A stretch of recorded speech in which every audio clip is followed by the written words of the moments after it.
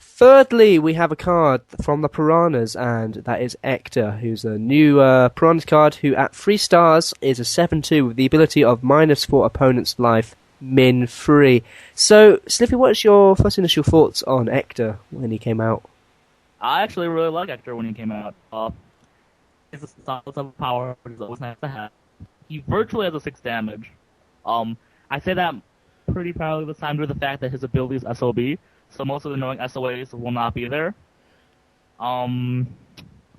Yeah, just he's pretty solid all around. Nothing really defeats him in any way because of his SOB. But at the same time, he can definitely helps the clan in terms of damage. That said, though, because the clan isn't as damage oriented as it normally as other clans are, he isn't completely supported. It's not a bad thing yet, but we'll have to see by trends how Piranhas go, whether or not he'll be completely useful or not. Yeah. I mean, underneath it all, really, Ector is kind of the same as Sunder, but then again, he does have the SOB, which is the important thing, because that actually neutralizes attack manipulators, and thus he is able to, do stuff. The only problem is with Ector is you kind of have to start off, if it's your turn first, then play Ector, but not if it's your turn first, because otherwise you might have problems with pill for pill and everything, because generally most 3 stars in metagame are 7 power, which is, fine and everything, but generally that means you're going to have to lead with Ector and not actually go against it, because otherwise you'll be, suffering a little bit with pill for pill and all that. Anyway, but that said, though, I mean, I wouldn't really say he's, perfect, as you said, Sniffy. I wouldn't say he's solid, because he does still have a little bit of problem versus, SOA. Someone could just... SOA abilities, though, only. What do you mean? Sorry? It has to be SOA abilities, because SOB blocks... Yeah, so yeah, SOA abilities, I mean, not with the bonus, but, so things like, I don't know, let's take... No, I can't think of a good... let's take Striker. Let's take Striker, yeah. No, not really Striker. I know let's take Spicy, because, Spicy can just, sacrifice himself, and then Ector's kind of a bit useless, really, in that sense. At the same time, SOA ability isn't that... there's not that much in the game, so, your opponent doesn't have a lot of SOA ability at their disposal just to counter your Ector.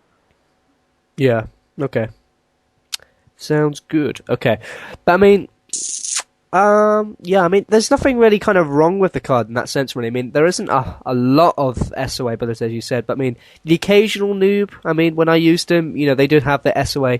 Most people, most people will just chuck away that SOA card against Ector, which is it's a good thing, I suppose, because you're using up your 3 star, and then maybe you can get in your Selma later on in the game, or maybe your Auric will be able to have his ability for later on, or whatever. So in that sense, Ector's quite a good drawer of SOA, and he isn't overly taken out by it, because obviously he has the SOB to support him as well. Also, his minimum is pretty low for one of those fake 6 damagers. Yeah. They usually have a min of 5 or something. Yeah, it's lower than Oxen's and Sunders. Right. Well, no, not lower than Sunders. What am I saying? Or is it? I don't know. Is it Lower than whose? Sunder. I thought Sunder was 4, but now I'm is just pulling numbers up in my head. Is it min 3 or 4? I can't remember. It doesn't matter, but Right. But yeah, as you say, I mean, it's lower than most of them anyway. Nice to have. Yeah. And the great thing about him, he is a common, so there you go. I mean, he most likely will drop in price quite a lot. And concerning if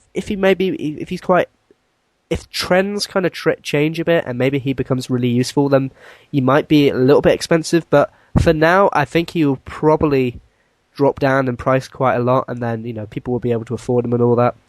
That stuff. But you're right. So there's nothing really more to say really about Ector. I mean, what would you give him out of 10 then? It depends on, as I said, how trends and Piranhas go. If Piranhas continue gaining cards that are highish in damage and very playable, he can go up to an 8.5, if not higher. But as of right now, he's probably an 8. He might go a little bit lower if they keep getting defensive cards, because as I said before, he's a good card, but he's a good 1-2 punch. If you're a clan with a lot of 6 damagers, he's a fantastic card to have. As of right now, Piranha doesn't have a lot of damagers, because they're usually a pill manipulating clan.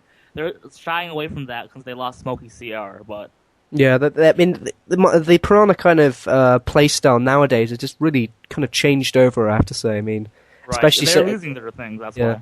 why. Huh? Well, one Sunder has a min of 3, just for a side note.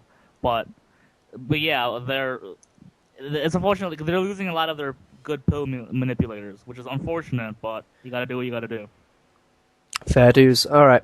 So, I think my conclusion really for Hector. I mean, he's a good card. I mean, there's nothing really wrong with him. SOA maybe a little bit of a problem, but there you go. I mean, he's all right. I have to say. I mean, he's a generally kind of a nice little punch card for the opening, I suppose. Basically, give a little bit like a little chunk of damage against your opponent, I suppose, and all that. So in that case, I would probably give him the same as you, maybe an 8 out of 10, really. So there you go.